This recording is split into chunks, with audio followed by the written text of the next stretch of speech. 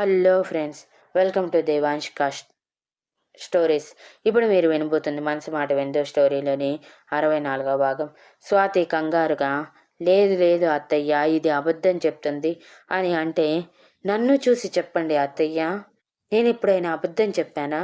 మీరు చూడండి, ఏదైనా మొహం మీద మాట్లాడే నేను ఒకరి వెనుక అబద్ధాలు చెప్పాల్సిన అవసరం నాకేంటి అత్తయ్య?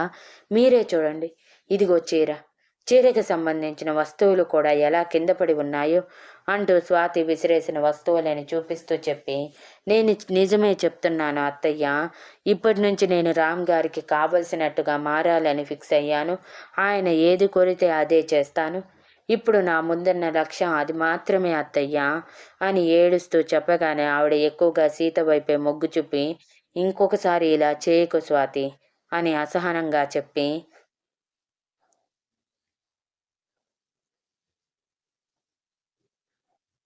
నువ్వు నాతో రా అంటూ కింద పడిన చీర, దానికి సంబంధించినవి కూడా తీసుకుని మరో గెస్ట్ రూమ్లోకి తీసుకువెళ్ళి రెడీ చేస్తూ, నిజంగానే నువ్వు ఇప్పటి నుంచి అభికి నచ్చినట్టు అభితో పాటే ఉంటావు కదా? మళ్ళీ మధ్యలో ఎవరో ఏదో అన్నారు, ఏదో చెప్పారని వదిలేసి వెళ్ళవు కదా అని అడిగారు అనుమానం కొద్దీ. నా మీద ఒట్టు అత్తయ్య, ఇప్పటి నుంచి ఈ ఇంటిని రామ్ గారిని వదిలి ఎక్కడికి వెళ్ళను. నాకు మీరు మాత్రమే ముఖ్యం అని అర్థమైపోయింది. అనవసరమైన భయాలతో అనవసరమైన విషయాల గురించి ఆలోచిస్తూ నా కుటుంబాన్ని నేను బాధ పెట్టుకోలేను. నన్ను క్షమించండి అత్తయ్య, అందరికంటే ఎక్కువ మీరే బాధపడ్డారు. ఆ విషయం నాకు అర్థమైంది. ప్రతి తల్లి తన కొడుకు విషయంలో ఇలానే రియాక్ట్ అవుతుంది. రేపటి రోజు నేను ఇలానే మారుతాను, నాకు తెలుసు. కానీ ఆ రోజు అవుట్ ఆఫ్ కంట్రోల్ అయ్యాను అత్తయ్య, అందుకే అలా మాట్లాడాను. నన్ను క్షమించండి. ఈ ఒక్కసారికి ఇంకెప్పుడు నేను రామ్ గారికి ఎదురు తిరగను. ఆయన చెప్పినట్టే ఉంటాను. కానీ నన్ను ఈ ఇంటి కోడలిగా ఉండనివ్వండి అత్తయ్య, ప్లీజ్ అని చేతులు జోడించగానే రూపగారు ఒక్క క్షణం మౌనంగా ఉండి మరుక్షణం, నా కొడుకు నీతో సంతోషంగా ఉన్నన్ని రోజులు నాకు నీతో ఎటువంటి అభ్యంతరం లేదు సీత, కానీ నా కొడుకు మాత్రం సంతోషంగా ఉండాలి. ఇది బాగా గుర్తుంచుకో. వాడిని బాధ పెడతాను, వాడిని బాధ పెట్టి నేను బాధపడతాను అంటే మాత్రం ఒప్పుకోను. ఇప్పుడు నీ కడుపులో మన వంశాంకురం ఉంది కాబట్టి ఇంకా జాగ్రత్తగా చూసుకుంటాను. అసలైతే ఈ బిడ్డ కోసమే నిన్ను ఒప్పుకుంటున్నాను. ఇది బాగా గుర్తుంచుకో.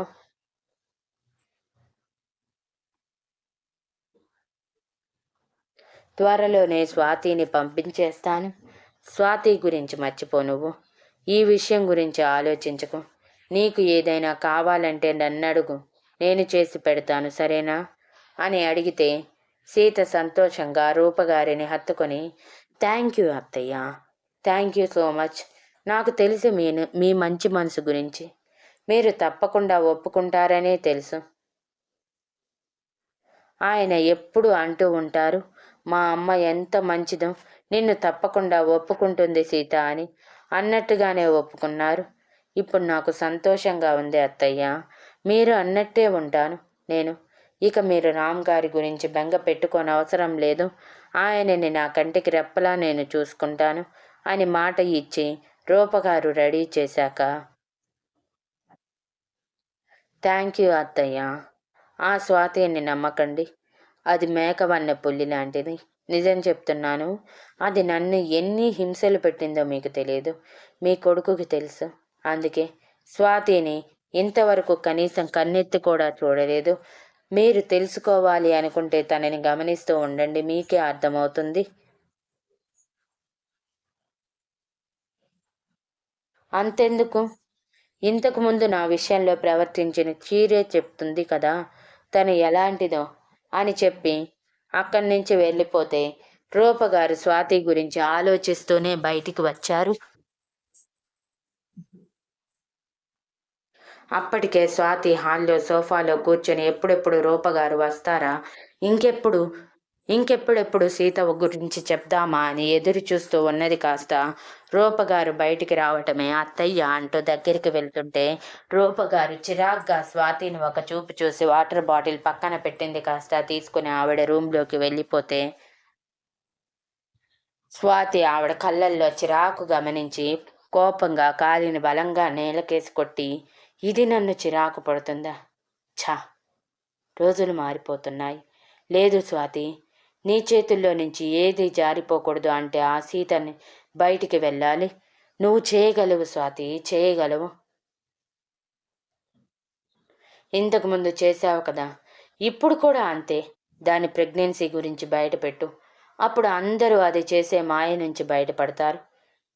అప్పుడు అర్థమవుతుంది అందరికీ సీత అబద్ధం చెప్తుందని అని తనలో తాను అనుకుంటూ తప్పక తన రూంలోకి వెళ్ళిపోయింది. ప్రెజెంట్ రూపగారిని కలిసి మాట్లాడే అవకాశం ఉండదని తెలిసి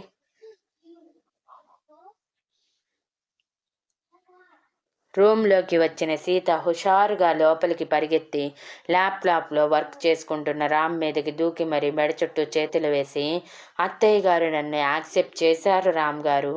ఐఎమ్ సో హ్యాపీ. అత్తయ్య గారు యాక్సెప్ట్ చేస్తే ఇక అందరూ యాక్సెప్ట్ చేసినట్టే అని అంటుంటే రామ్ చిరుకోపంగా, ఈ పరుగులు ఏంటి సీత? నువ్వు ఒట్టి మనిషి అనుకుంటున్నావా? తిక్క కానీ లేచిందా? ఇంకొకసారి నిన్నిలా చూశానంటే ఈ బేటికే కట్టేస్తాను. ఎక్కడికి కదలకుండా ఉంటావు అని అంటూనే సీతని జాగ్రత్తగా పక్కన కూర్చోబెట్టి తన కడుపు దగ్గర చీర పక్కకి జరిపి చిన్నగా నిమురుతూ, ఆర్ యు ఓకే బేబీ అని అడిగాడు. సీత ఉక్రోషంగా, ఇంకా రాని కొడుకు మీద ప్రేమ కారిపోతుంది కానీ ఎదురుగా ఉన్న పెళ్ళాం మీద కారిపోవటం లేదు. అంతేలేండి, పెళ్ళాం అల్లా అయిపోయింది కదా. ఇన్ని రోజుల్లో ఏ రోజు మీరు నా మీద ఇంతలా చిరాకు పడింది లేదు, కానీ ఈరోజు అంటూ ముక్కు చేదుతుంటే రామ్ విచిత్రంగా సీతని చూస్తూ, పిచ్చి పట్టిందా ఏంటి నీకు? ఇప్పటి వరకు ఓ తెగ ఎగ్జైట్ అయ్యావు, ఇప్పుడు సడన్గా ఏడుస్తున్నావు. మూడ్ స్వింగ్స్ అంటే ఏంటో అనుకునేవాడిని. నిన్ను చూస్తుంటేనే అర్థమవుతుంది క్షణానికి ఒకలా మారిపోతున్నావు కదా. ఆయన కొడుకేంటి, నాకు కూతురు పుడుతుంది అని చిరాకు పడితే సీత ఇంకా ఎక్కువ ఏడుస్తూ, చూసారా, నా మాట కాదని కూతురు అంటున్నారు, ఇంకా నన్ను చిరాకు పడుతున్నారు. అర్థమైపోయింది మీకు నేను బోర్ కొట్టేశాను అని మళ్ళీ ముక్కు చేదుతుంటే, అబ్బా ఏంటి నీ నస అని ముందు చిరాకు పడిన రామ్ సీత కన్నీళ్ళని చూసి సీతని దగ్గరికి తీసుకుని, ఫ్యామిలీ ఫ్రాన్స్ బిర్యానీ సీత ఎప్పటికీ బోర్ కొట్టరు ఈ రామ్కి. అటువంటిది నువ్వు నాకు బోర్ కొడతావా సీత? నీతో మహా అయితే 1 మంత్ సంతోషంగా ఉన్నాను, ఈ 1 మంత్కి బోర్ కొట్టేస్తావా? అదంతా వదిలే కానీ ఇంతకీ ఏం జరిగింది? అంత ఎగ్జైట్ అవుతున్నావు, ఏం చేశావు మళ్ళీ అని అడిగితే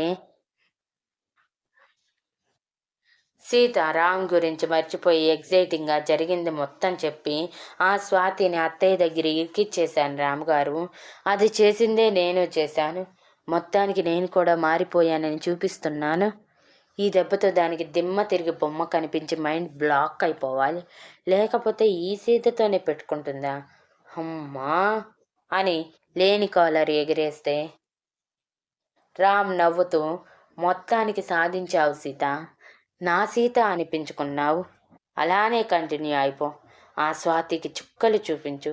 ముందే చెప్తున్నాను, ఆ స్వాతిని నువ్వే బయటికి గెంటాలి. అది ఏ విధంగా అయినా సరే. పెదనాన్న ఫ్యామిలీ అంటూ సెంటిమెంట్స్ పెట్టుకోకు. అండ్ రేపు ఇంకొక సర్ప్రైజ్ ఇవ్వబోతున్నాను. అది స్వాతికి నీకు ఇద్దరికీ కలిపి. నువ్వు ఎలా రిసీవ్ చేసుకున్నా ఐ డోంట్ కేర్, కానీ స్వాతి రియాక్షన్ మాత్రం నాకు చాలా ఇంపార్టెంట్ అని రేపటి స్వాతి రియాక్షన్ ఊహించుకుంటూ నవ్వుతూ అన్నాడు రామ్. అబ్బో, స్వాతి గురించి ఊహలు ఎక్కువ అవుతున్నాయే అంటూ సీత ఉక్రోషంగా అంటే రామ్ తల కొట్టుకొని, నీతో చాలా కష్టమైపోతుంది సీత. ఇప్పటి వరకు ఒక గోల, ఇప్పుడు ఇంకొక గోల, ఎలానే నీతో పడేది అని విసుగ్గా అంటే చూసారా చూసారా, మళ్ళీ విసుక్కుంటున్నారు. అర్థమైపోతుంది మీకు నేను బోర్ కొట్టేశాను, అందుకే నేనంటే మీకు ఇంతలా విసుగొస్తుంది అని సీత మరోసారి ముక్క చేతటానికి రెడీగా ఉంటే,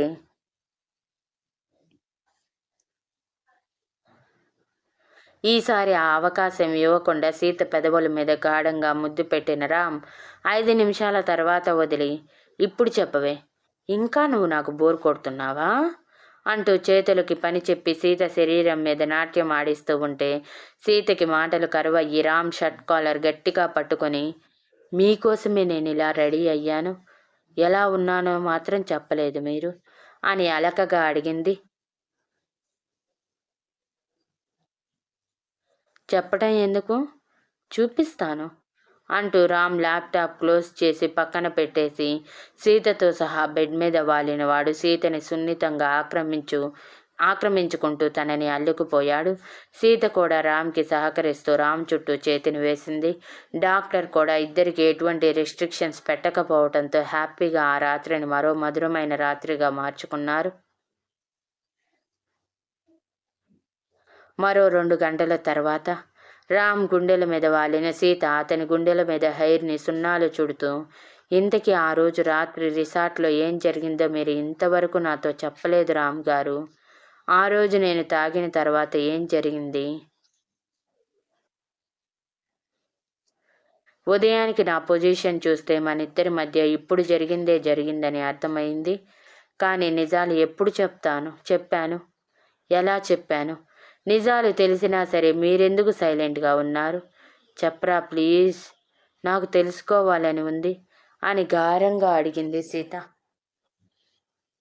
తెలుసుకొని ఏం చేస్తావంట అంటూ సీత చేతులు పట్టి ఆపేసి అడిగాడు రామ్ ఒక ఐబ్రో రైస్ చేసి. జస్ట్ తెలుసుకుంటాను అంతే, మీరు చెప్పండి చాలు అని అంది సీత బుంగమూతి పెట్టుకొని, రామ్ కావాలని ఆట పట్టిస్తున్నాడని అర్థం చేసుకొని. ఇప్పుడు వద్దులే సీత, తర్వాత చెప్తాను అంటే, లేదు ఇప్పుడే చెప్పండి, నాకు తెలియాలి.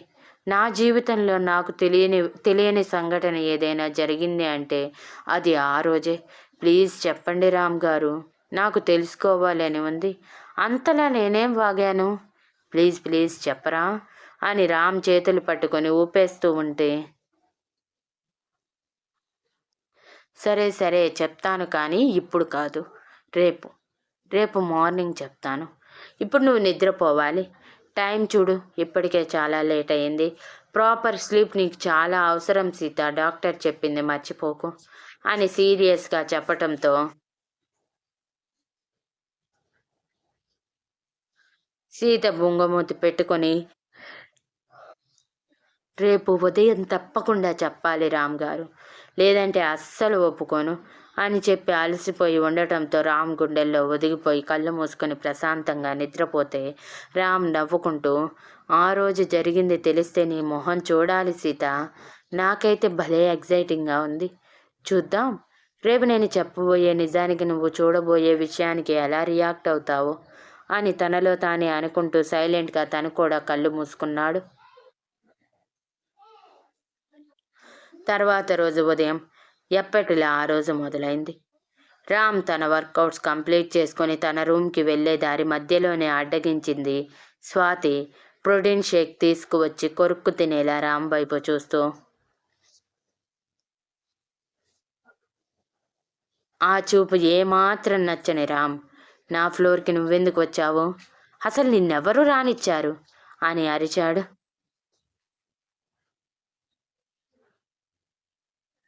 అభి నేను నీ కాబోయేదాన్నే కదా, అందుకే నేను నీకోసం ప్రోటీన్ షేక్ తీసుకువచ్చాను. నీకోసం ఈ మాత్రం చేయటంలో తప్పేముంది అని అడిగితే,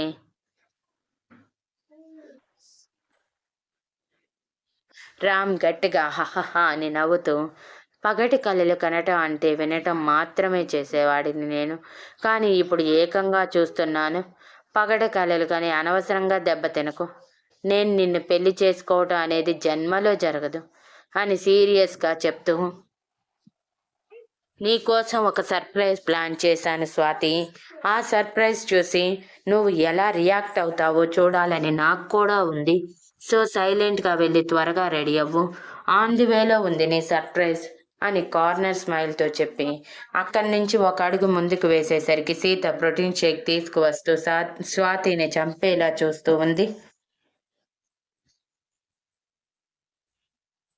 సీత చేతిలో ప్రోటీన్ షేక్ తీసుకుని స్వాతి వైపు చూస్తూనే, నేను రూమ్లో నీ కోసం వెయిట్ చేస్తూ ఉంటాను సీత, త్వరగా రా అని చెప్పి వెళ్ళిపోతే సీత స్వాతి వైపు అసహ్యంగా చూస్తూ స్వాతి చంప మీద ఈడ్చిపెట్టి కొట్టి, నా మొగుడి దగ్గరికి సిగ్గు లేకుండా ఎగేసుకుంటూ వస్తున్నావు, సిగ్గు సరం అన్నీ వదిలేసావా ఏంటి అని అరిస్తే స్వాతి కోపంగా, నన్నే కొడతావా అంటూ చేయి లేపింది. అంతే, సీత భయంతో ముడుచుకుపోయినట్టు, కొట్టద్దు, నన్ను కొట్టద్దు, ప్లీజ్ నన్ను కొట్టద్దు అని అరుస్తూ ఉంటే అప్పుడే సీత కోసమని జ్యూస్ తీసుకొని పై వరకు వచ్చిన స్పందన గబగబా వచ్చి స్వాతి 2 చెంపలు పగలిపోయేలా కొట్టి, మా వదిన మీదకి చేయి లేపుతావా, నరికేస్తాను ఆ చేతిని, అన్నయ్య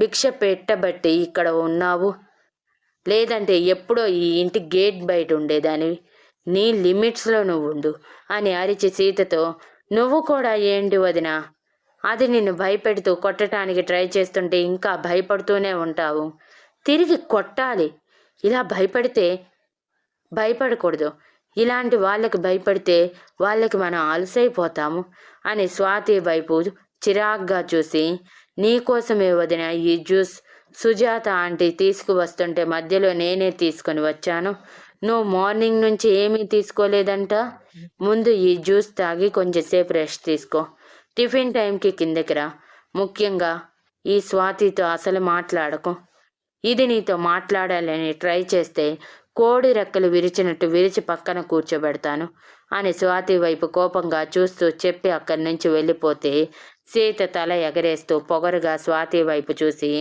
అది నా పొజిషన్ ఇక్కడ, అది గుర్తుంచుకొని బిహేవ్ చేయి అని అక్కడి నుంచి వెళ్ళిపోతే స్వాతి పిడికిలి బిగించి, ఇది మరీ రెచ్చిపోతుంది, నాకు అవకాశం రాకపోదు అని అనుకుంటూనే రాని అవకాశం కోసమే ఎదురు చూస్తూ తన రూమ్కి వెళ్ళి రామ్ చెప్పిన దాని గురించి ఆలోచిస్తూ ఉంది. మరొక అరగంట తర్వాత రామ్ అందరినీ హాల్లో అసెంబుల్ చేసి, నా ఫ్రెండ్ ఒకతను కొన్ని రోజులు ఇక్కడ ఉండటానికి రాబోతున్నాడు, మీరు ఎవరు అడ్డు చెప్పకండి, అతను ఎవరు, ఏం చేస్తాడు, ఏం చేస్తున్నాడు, ఎక్కడ ఉంటున్నాడు అనే వివరాలు కూడా అవసరం లేదు, నా హెల్ప్ కోసం వస్తున్నాడు కాబట్టి స్నేహ ధర్మం కొద్దీ నేను హెల్ప్ చేస్తున్నాను, ఆ మాత్రం నాకు హక్కు లేదంటే చెప్పండి, వాడిని నా ఫామ్ హౌస్లో ఉంచుతాను అంటే అంత మాటలెందుకు కన్నయ్య, ఈ ఇంట్లో నీకు అన్ని హక్కులు ఉన్నాయి, నీ ఇష్టం అని భువనేశ్వరి గారు అనటంతో థ్యాంక్ యూ నాని అని మిగిలిన వాళ్ళ వైపు చూశాడు. మీకేమైనా అభ్యంతరమా అని. మాకు ఎటువంటి అభ్యంతరం లేదు అన్నట్టు అందరూ మౌనంగా ఉండటంతో థ్యాంక్ యూ, వాడు వచ్చేసి ఉంటాడు అంటూ గుమ్మం వరకు వెళ్ళి అప్పుడే కార్ పార్క్ చేసి కార్ దిగుతున్న రాహుల్ని చూస్తూ హాయ్ రాహుల్ అని చేయి ఊపుతూ దగ్గరికి వెళ్ళి, మరి చెప్పింది గుర్తుంది కదా, కొంచెం కూడా తేడా రాకూడదు, గుర్తుంచుకో అని నవ్వుతూనే బేస్ వాయిస్లో వార్నింగ్ ఇస్తూ రాహుల్ని తీసుకొని లోపలికి తీసుకువచ్చాడు. Thank you for listening and please like, share, comment and subscribe.